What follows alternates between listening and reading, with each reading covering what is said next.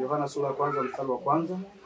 Hapo mwanzo kulikuwako neno, naye neno alikuwako kwa Mungu, naye neno alikuwa Mungu. Huyo mwanzo alikuwako kwa Mungu.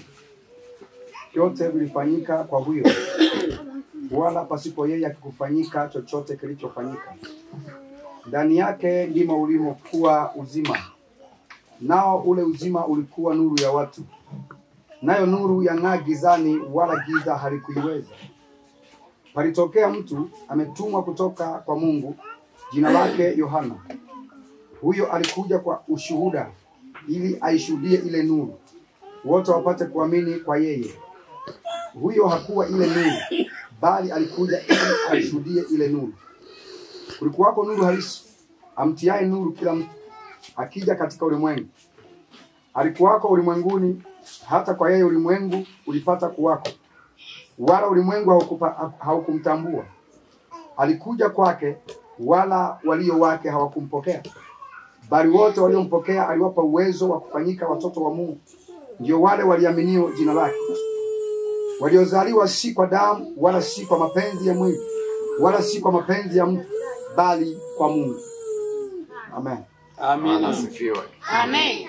Haleluya. Amen. Haleluya. Amen. Tumesikia maneno ya Mungu Katika majambo y'Imana ambayo mtumishi wa Mungu amesoma kwenye kitabu cha Yohana sura ya 1. Umukozi w'Imana asomye haya Yohana 1. Na andiko hili ama somo hili somo itotungaye nacho rero ni andiko ambalo inawezekana tunalifahamu, usanga ari byanditse byo tumenyeye cyane kwa sababu tunalipitia. Aliko twalichako, lakini ukisoma kuanzia mstari wa 1 mbele ku murongo wa mbere mpaka mstari wa 14 kugeza kuri 14 pamebeba siri kubwa hegu ya majambo manini cyane y'ibanga ya mtu ambaye ameamua kuwa na Yesu Kristo. Umuntu yitanze kuba na Yesu Kristo, na pamebeba siri kubwa kandi hegu ibanga linini inayoweza ikakufanya ukaishi kama mtu wa tofauti duniani. Byoca bituma uba nk'umuntu witanje n'abantu b'intara. Bwana Yesu asifiwe. Amen.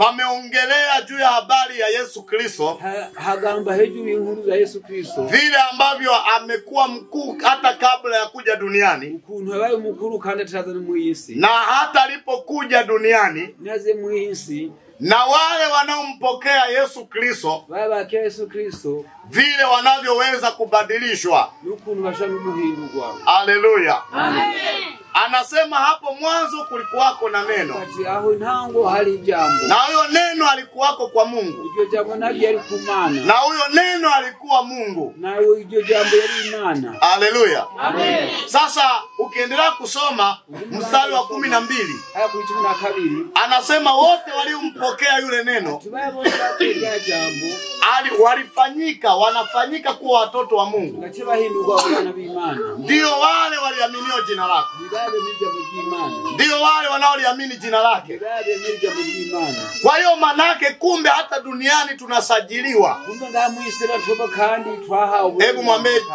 jirani yako kwamba duniani hapa pana usajili, Anga mwisire no yinde kandi hawo, kama vile ambavyo unavyoona katika taifa la Tanzania. kubona igihugu cha Tanzania, Ili uweze kuwa Mtanzania kugira ngo ubone Tanzania kuna vigezo maalum hari ibintu kanaka baraba ambavyo vinakufanya wewe unapokuwa unaishi katika nchi ile bigutuma uba mu iki gihugu rero uweze kuwa na uhuru na uhalali wa kwamba wewe ni Mtanzania. bari mu idegevyo nivyemeza yuko, Na ndio maana tuna namba NIDA, si ndio? Si ndio? Wangapi wanaelewa hiyo? aba milioni baide ni bangahe? Tuna vitambulisho mbalimbali. Tafisi bitwanga bitanyetanye. Bwana asifiwe sana. Amen. Sasa Biblia inasema mtu anapompokea Yesu Kristo, Atumuntu amaze kwa Yesu Kristo, wote waliompokea bose bamwakiye, aliwapa uwezo wa kufanyika yarabahawe ubasha bwo gukogwa watoto wa Mungu. abana b'Imana. Tunampokeaje Mungu? Tumwakira nte yemu Imana. Tunaposema tumempokea Yesu Kristo kwenye maisha yetu, anakaa ndani yetu na anaishi ndani yetu. Huyo Yesu tunampokea vipi? Manake tulisikia neno la Mungu, tukaliamini. Manake tulipoliamini ndiko kupokea. niko kwakira rero. Manake unaposema umeamini, Matubati ndemeye. hapo umepokea. Ahuraki. Sasa kuna watu wengine rero ambao wako ndani ya kanisa, bali mu rusengero, wengine wapo ndani ya kanisa abali mu kanisa kwa sababu mzazi wake yupo kanisani, kubera umvye wake, kwa sababu ndugu yake yupo kanisani, kubera mwene wabali, kwa sababu amezaliwa akajikuta wanasali, kuko yavuza sanga bose, naye akaingia kwenye huo mfumo, na wachaja mwabo, lakini hana ufahamu wowote juu ya kile anachokiamini. Unanielewa kitu tunachoongea? Kwa maana yake anaposema walimpokea, maana yake walimsikiliza, wakamuelewa, ndio wakamwamini. Tunapomwamini Kristo, tunaanza safari mpya. Tunaanza safari nini? Mpya. Haleluya. Anasema wote waliompokea. Manake sio wote wanampokea. Kuna watu wanaweza kawa kanisani lakini hawajampokea. Haleluya. Haleluya. Haleluya. Kwa hiyo manake akishaingia ndani, mstari wa 13 anasema kuna kuzaliwa. Manake anazaliwa. Anazaliwa upya. Kama kizaliwa upya, Biblia inasema hawa watu wanakuwa wamezaliwa kwa mara ya pili. Maana yake wanatoka kwenye ubinadamu wa kawaida, wanakuwa sasa wanafanana na Mungu. Na Yesu alipokuja, maana yake alikuja kutengeneza uzao wa Mungu duniani, abana muisi, ili tuishi hapa duniani lakini tusiwe wa duniani. Haleluya. Haleluya. Tunafanyika wana. Tunapokuwa tumefanyika wana wa Mungu tayari katika ulimwengu wa roho, unakuwa umebadilika. Maana yake wewe uliyempokea Yesu Kristo, wewe sio wa kawaida tena. Haleluya. Unahitaji kuishi kwa kujiamini, kwa sababu wewe sio wa kawaida. Hautaki kuogopa chochote kwa sababu wewe sio wa kawaida. Hautaki kuogopa uchawi kwa sababu wewe sio wa kawaida. Elewa, kama unaelewa punga mkono namna hii. Haleluya. Haleluya. Sasa anasema waliozaliwa. Waliozaliwa si kwa mapenzi ya mwili, bali wanazaliwa na Mungu mwenyewe. Kama tunazaliwa na Mungu mwenyewe, maana yake hata sisi tunakuwa watu gani? Tunakuwa ni miungu wadogo duniani. Tunaweza tukatamka vitu vikatokea. Ili kusudi vitokee, lazima ufuate utaratibu. Na utaratibu wowote tunaofuata katika imani hatutimizi kama desturi. Watu wengi wamefanya vitu vya kiroho kama desturi, na ndio maana havileti mabadiliko. Tunaposema tunafanya ubatizo, mtu anachukulia tu ni kwenda kuoga na kufanya nini? Yani ni kwenda tu kutimiza sheria. Kwa sababu mchungaji amesema tunaenda kubatiza, lakini jambo lile halichukulii katika imani. Analiona ni la kawaida. Haleluya. Haleluya. Haleluya. Haleluya. Haleluya. Sasa basi, hapo kwenye kuzaliwa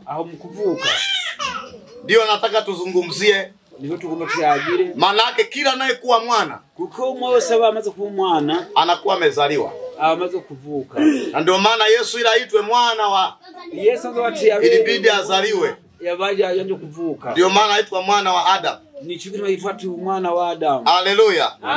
Sasa maana yake tumezaliwa kimwili, turabuse mu mubiri. Kila mtu ana baba na mama. Umwe afite se wake na nyina wake. Na katika kanuni yetu ya Ukristo, kandi mu ndogo za Kristo, ili mtu aweze kukamilishwa umuntu akwizwe kuwa Mkristo halisi, ati mukisa kuyere, manake lazima afuate kanuni birakwiya kurikize ya na ni utaratibu. kandi ni bintu bivya. Na moja ya kanuni yake na mubyo bintu rero bikurikira ni kubatizwa.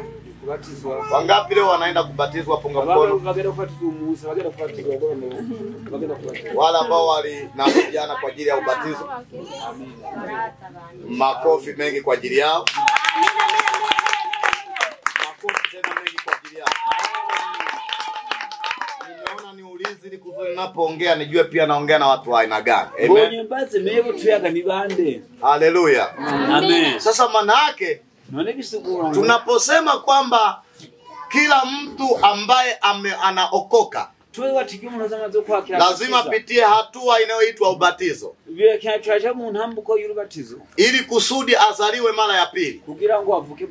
Hili neno ubatizo ni neno ambalo limetoka mbali. Nijambo yavuye kurere cyane, limeanzia mbali sana, yahereye kurere cyane, na ni neno ambalo lilikuwa linatumika nijambo yalikoleka katika jamii fulani mu bantu kanaka ya Wayunani, y'Abayunani hiyo, na ilikuwa inatumika kandi yali libaho likiwa lina maana ya kwamba zika lisobanura guhamba au zamisha cyangwa nuhambe. Wakati walikuwa wanafanya shughuli zao, otherwise wanaosha vyombo, walipokuwa wanasugua vile vyombo kama vile mama anapoosha chombo, anachukua na paka mapovu kwenye kile chombo na sabuni anaosha na anasugua kile chombo. Akisha maliza anakuwa na maji mengi pale, anachukua ile sahani na idumbukiza mle kwenye maji. Ikiingia pale kwenye yale maji, ule uchafu wote unabaki ndani ya yale maji. Kile chombo kikitoka kinatoka kikiwa safi.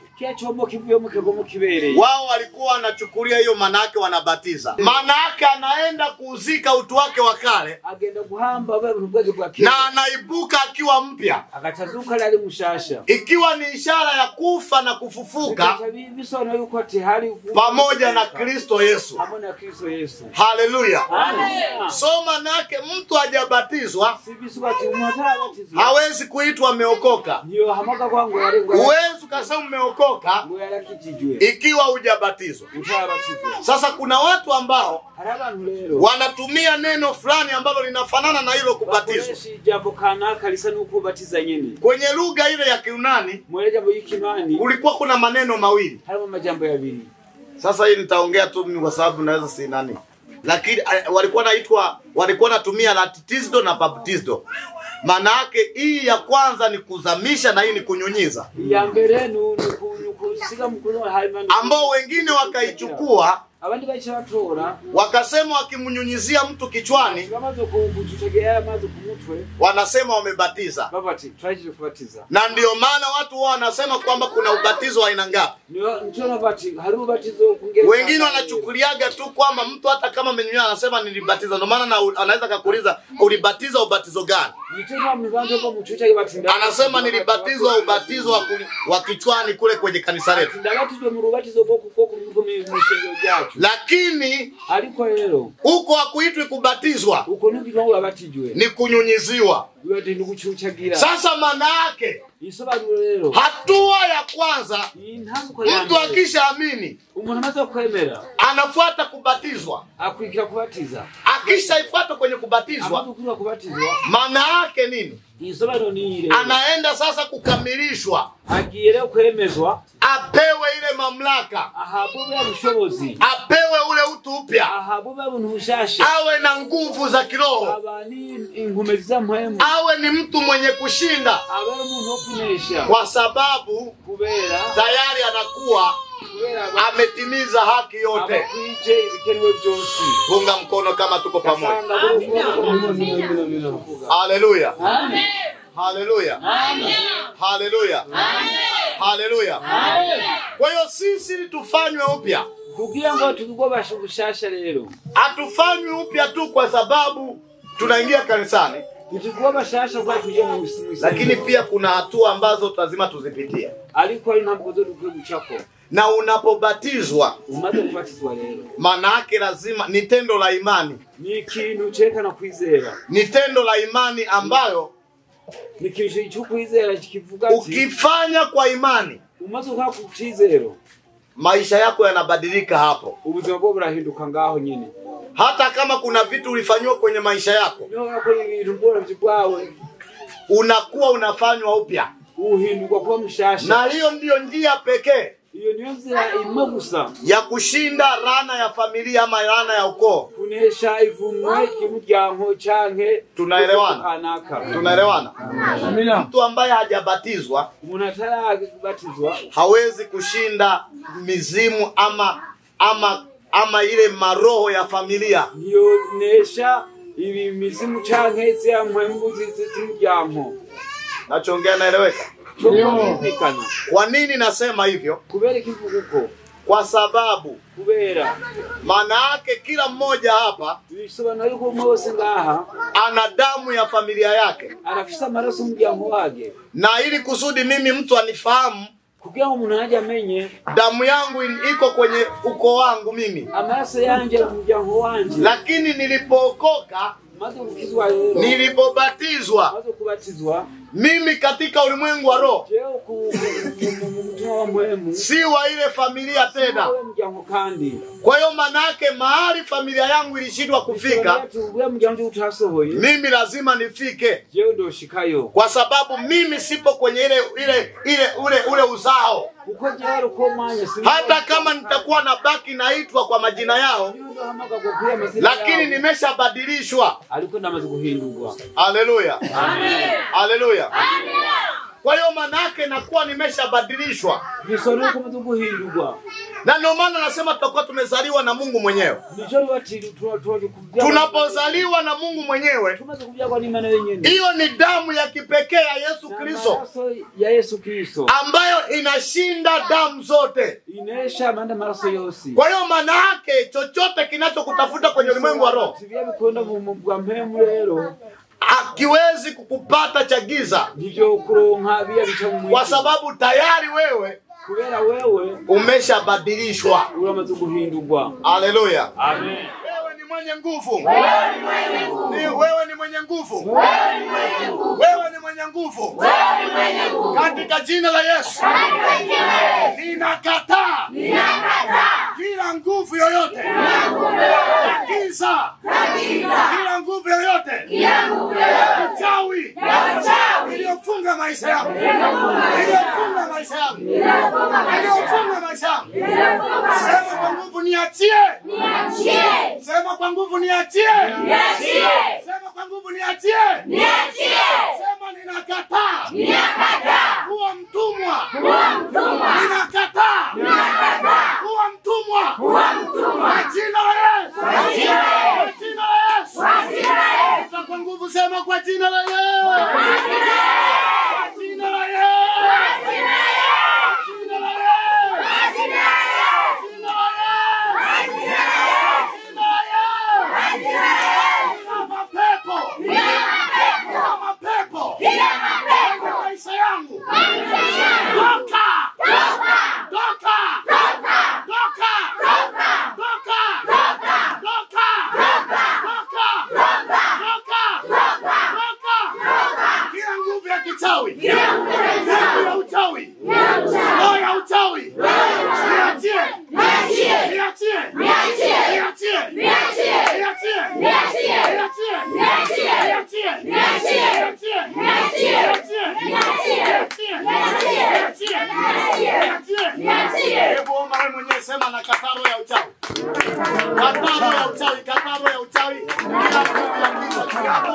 Kwa jina la Yesu Kristo aliye hai. Kwa jina la Yesu Kristo wa Nazareti aliye hai. Omba wewe mwenyewe, omba wewe mwenyewe, tamka. Kataa kutumikishwa, kataa kutumikishwa katika jina la Yesu Kristo wa Nazareti. Kataa kutumikishwa, kataa kutumikishwa katika jina la Yesu Kristo. Katika jina la Yesu Kristo. Katika jina la Yesu Kristo. Katika jina la Yesu Kristo.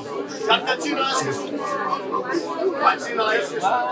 Tunakataa kila roho, kila kutumikishwa, kila kutumikishwa kwa jina la Yesu Kristo. Kila kutumikishwa, kila kutumikishwa kwa jina la Yesu Kristo.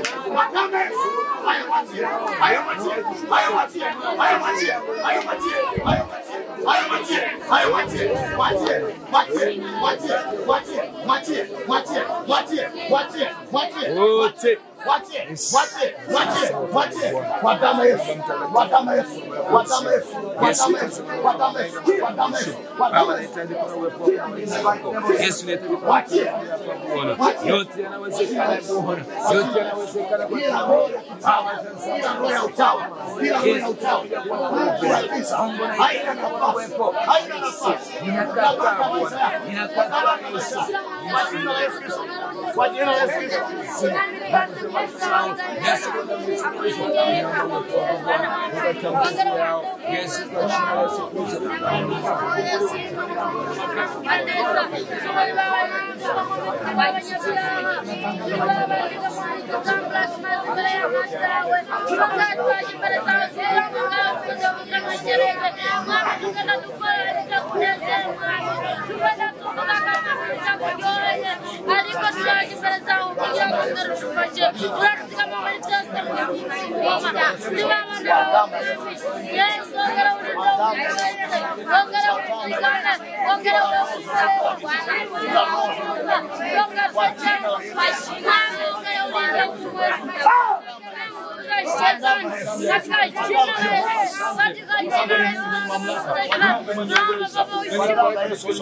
Katika jina la Yesu Kristo, kwa jina la Mungu mwenye mamlaka, kwa jina la Yesu, in the mighty name of Jesus. Katika jina la Yesu.